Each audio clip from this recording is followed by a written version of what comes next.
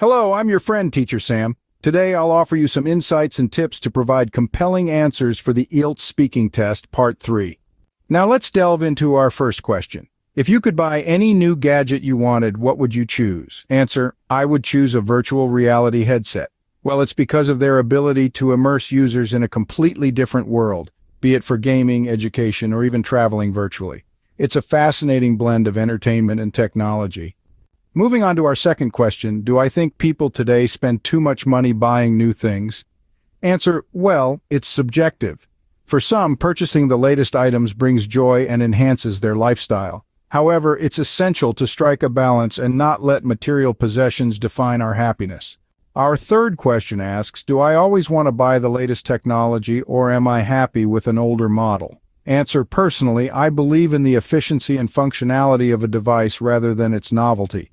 If an older model serves my needs perfectly, I see no reason to upgrade unnecessarily. Next, why do I think elderly people struggle so much with new technology? Answer: it's primarily because they didn't grow up with the technology we have today. They might also feel overwhelmed by the rapid pace of technological advancements. Question: how can we help elderly people adapt to new technology? Answer: patience and education are key. We could conduct workshops or create user-friendly guides to make the learning process easier for them. Question: looking at the future, what changes in technology do I think we will see in the next 50 years? Answer: we might witness more advancements in artificial intelligence, autonomous vehicles, and possibly even colonization of other planets. The possibilities are endless. Finally, question: should we always try to improve on existing technology or leave it as it is? Answer: progress is a fundamental aspect of human nature.